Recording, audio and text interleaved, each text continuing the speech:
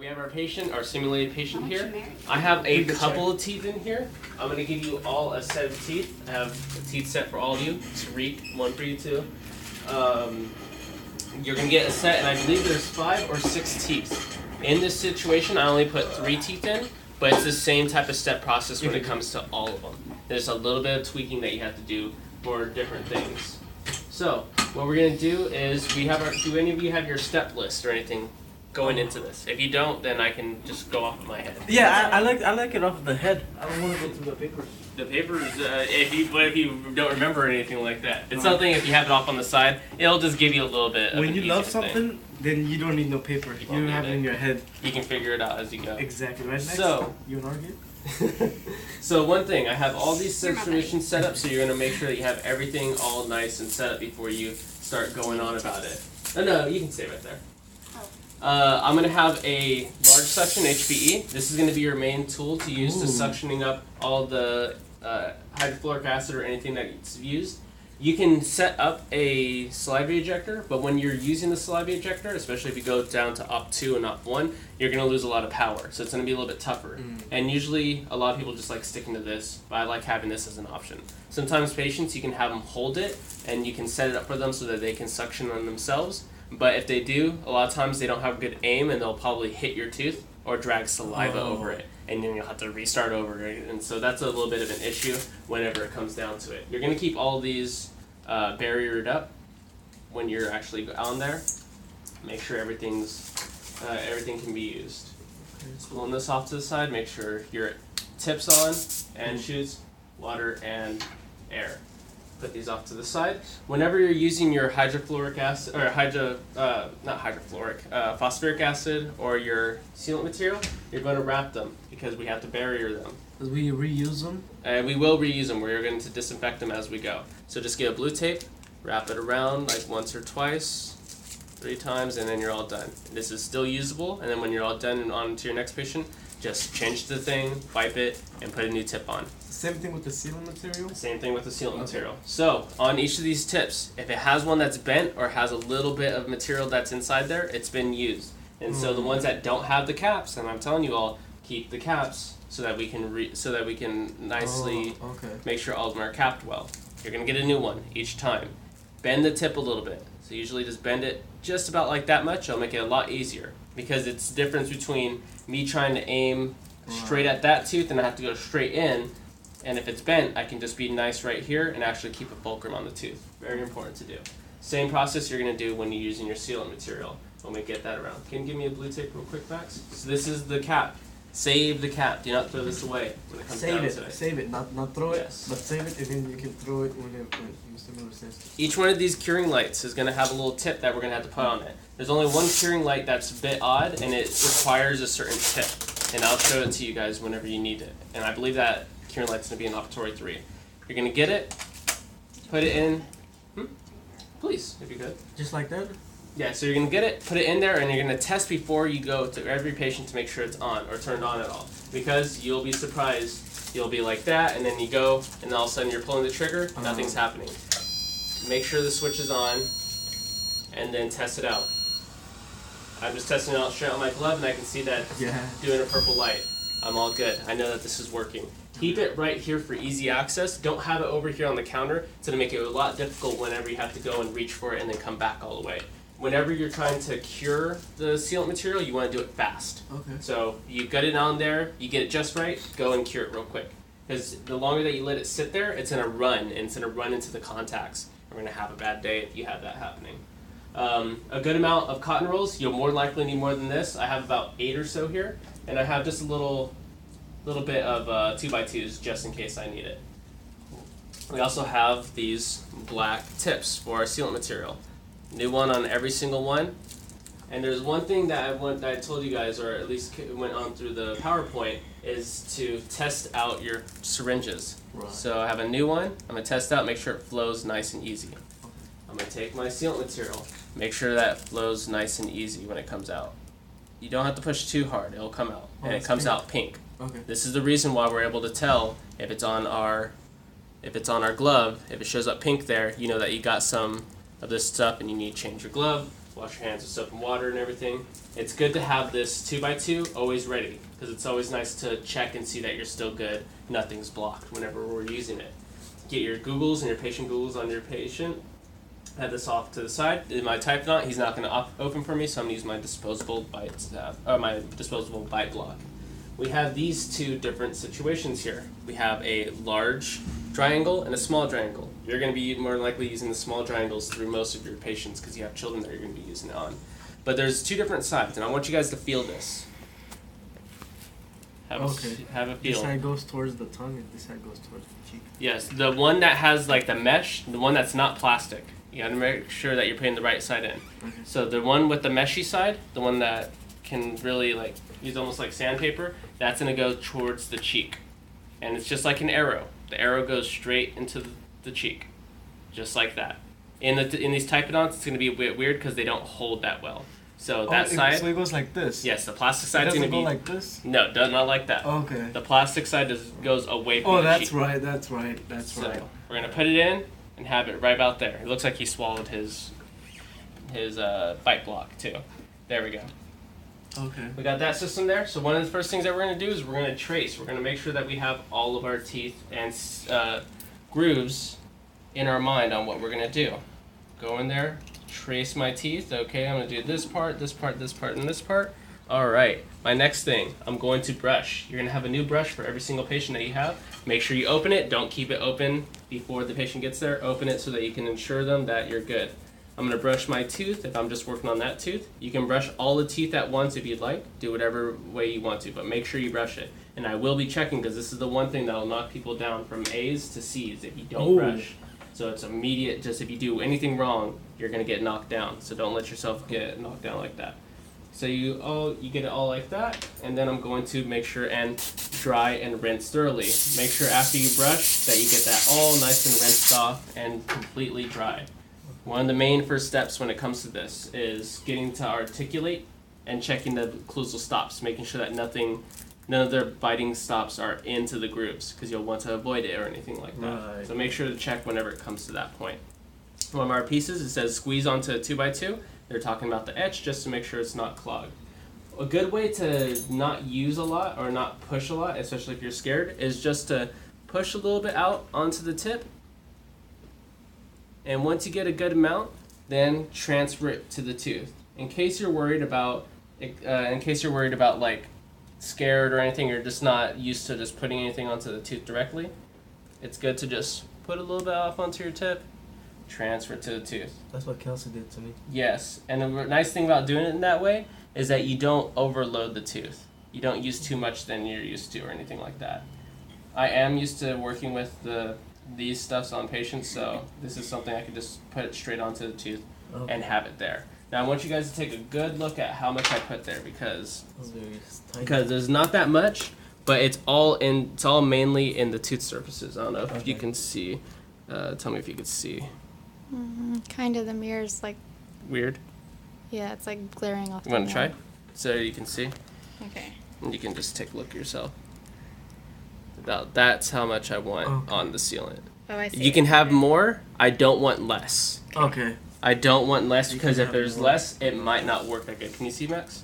All right. So, how long am I supposed to have that on there for? 20 seconds. 20 seconds. Good.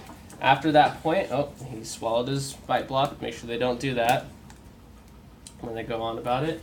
After that point, notice how I didn't isolate the tooth too much. I put this here, and this is nice, but I didn't put any cotton rolls or anything because right now I'm about to rinse it off, and everything's gonna get wet. Right. So usually I just wait. Usually I just wait for this part. I get my high volume evacuator and I get my air water syringe. I'm gonna put it right over the tooth first. Don't rinse it off before you get your suction there. Get your suction there. Get good vision. Air water. Have it nice and rinsed. How long do I rinse for? 10 seconds. Get it nice and good. Make sure all that phosphoric acid is off. At that point, you're going to want them to stay open because this is where it starts getting to the critical part because they're going to want to try and close now that you're out of their mouth, but you need them to stay open to keep everything nice and dry.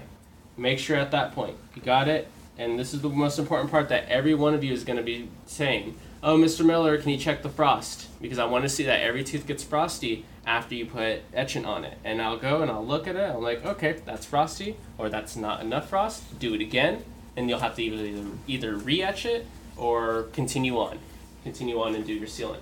After which, I like putting my different types of isolation pieces to keep that moisture control.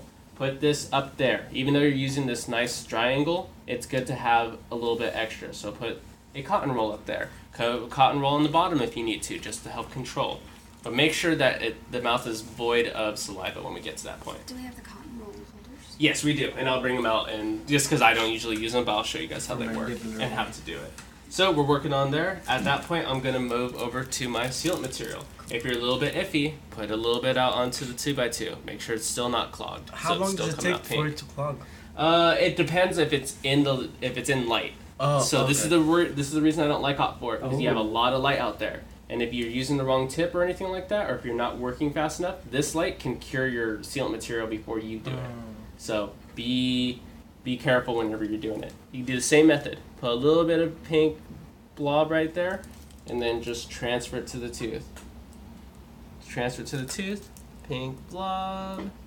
Do you do it like this in the field, or? I have a little bit more. I usually just go straight onto the tooth, and I can just put it out on there.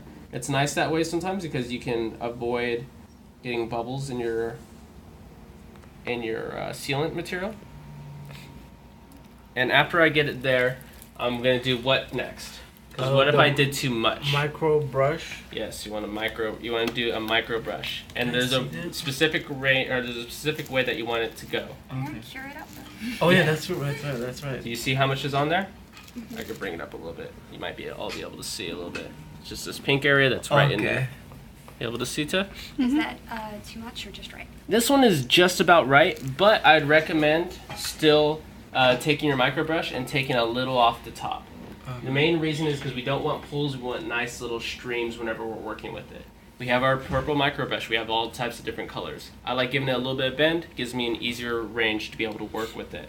And what you want to do is you just want to dab. You just want to go with that and straight off, on, off. You don't want to streak across the tooth. Because if you streak across the tooth, you're going to wipe it onto the cusps of the tooth. So I'm just going straight on and off. Oh, okay. Straight on and off. And it's actually starting to turn from pink to white. So that means it's starting to set up. Okay. Have a little bit of a 2x2 to wipe this off on, in case you need a little bit more. So this macro brush gets only the top ones. The ones that are in the groove, it leaves it, and the ones that are like the extra ones just... It can. Some have gone too far into it and have actually taken their whole sealant out. So be a little bit careful. Don't try and pull the whole thing out. Okay. At which, I'm going to start curing. You're going to want to do this real fast between this point and that point.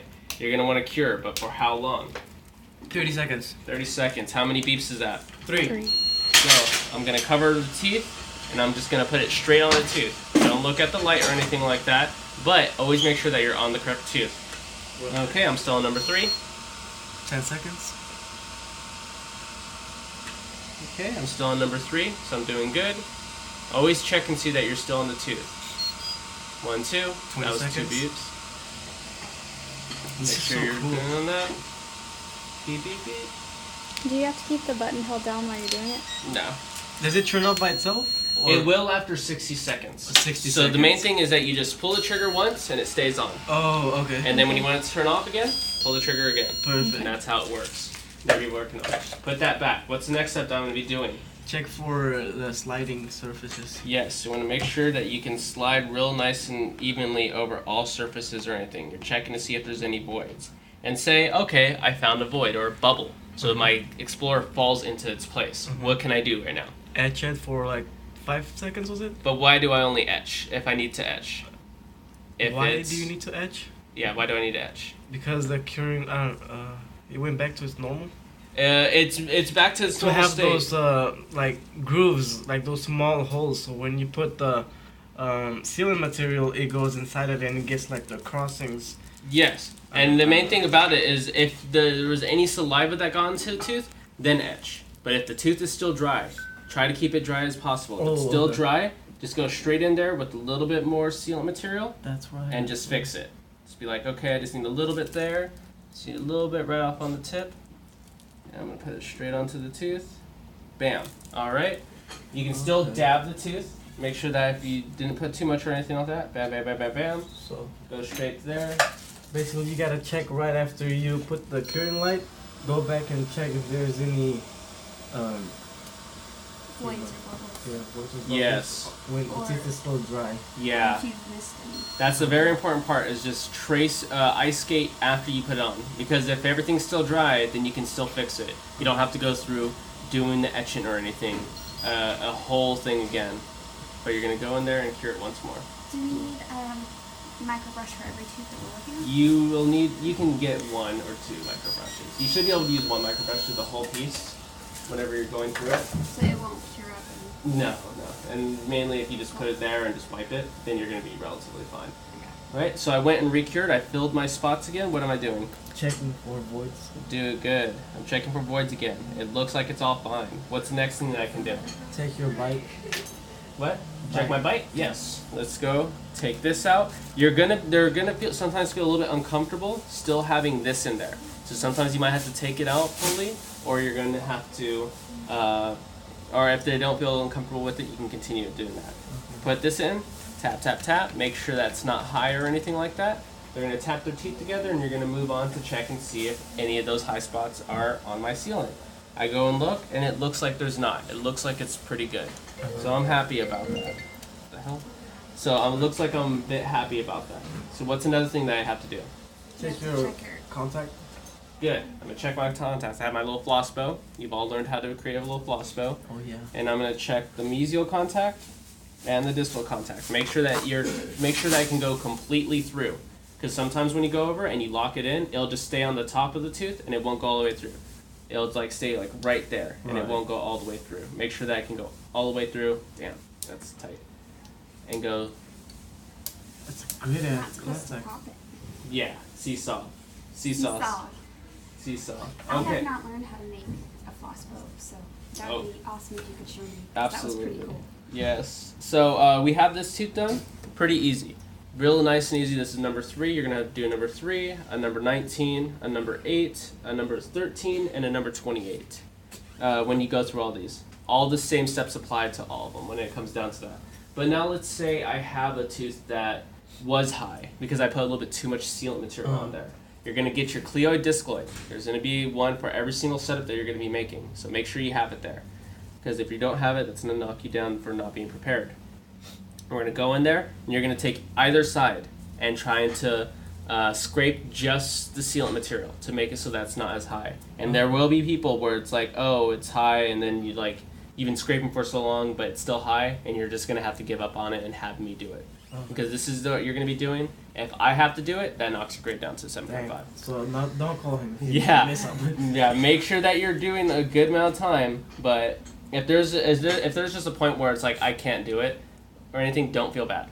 It's your first time, especially using just an instrument, to just scrape something in someone's mouth. So it's going to be a little bit scary sometimes. So say if you cannot get it, scrape it down, can you just take out the sealant and then redo it? If your sealant was placed really good, you won't be able to just take it out. You won't be able to just pop it off or anything like that. And I will try and pop your guys' sealants off.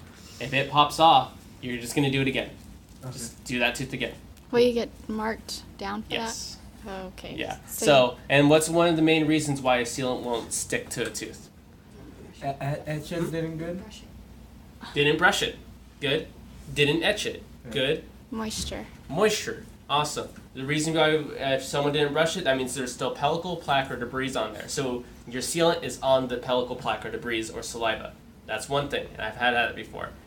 Didn't etch good enough. You didn't show me the frosting or anything like that, or I trusted you and then you failed me on the frosting. Trust me. Yeah. So if there's not enough frosting, that means the sealant hasn't gone deep enough into the dentin, or not into the enamel to be able to hold on really good. And so that can be another reason why it pops off. And then the biggest one is moisture contamination, not controlling the saliva in the mouth. It's a very bad thing. Especially whoever is working on anything second molar wise, because that's really far back in the mouth, and someone really salivates, that's going to be like the toughest day in the world. If it comes down to you having that, I will assist you and make sure that you do everything. But I'm just suctioning and handing you instruments at that point. You're doing everything else. Off on that, right? No. No. If it comes down to being an issue where that patient is just a little bit difficult, I will help. Cool. Yes. So whenever we're doing our blue teeth, are we going to be calling you over to check the frosting and stuff? Sadly, on these types of teeth, there won't be any frosting when it comes down to it. But, so you might not be able to recognize what frosting is. Frosting So is let's like... see. Oh, don't do that. What do you? Yeah, up there. Yeah. Oh, that's a lot. Yeah, they're good. Do you need a bib? Yeah. He's Mr. Miller's. How long? How long? 20 seconds. Good. Frosting is like a snowflake. Do you sing a song? Yeah. Dulhe kya sahara. Hold on. You got it. You got it? Okay. Guess he does need that.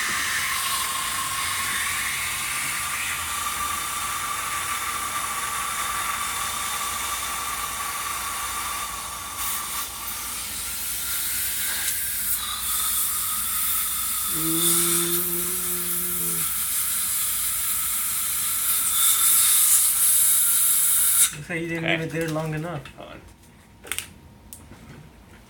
Cool. Yeah. There's a little, yeah. Yeah.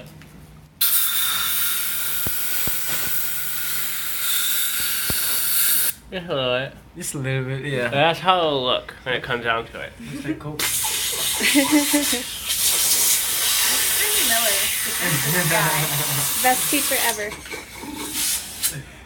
So that's how it'll, that's how it'll end Wrong up one, wrong going. one. Oh, yeah, there it is. That's how it'll end up looking a little bit. If you're really good and you let it sit there for the amount of time, 20 seconds, and then it'll really etch the tooth. Because look, I didn't brush it or anything like that. I barely did anything. I just put it straight on. So that was just on saliva when it came down to it. Hey! Hey, Mariana White's been trying to get a hold of you for a couple days now. Oh,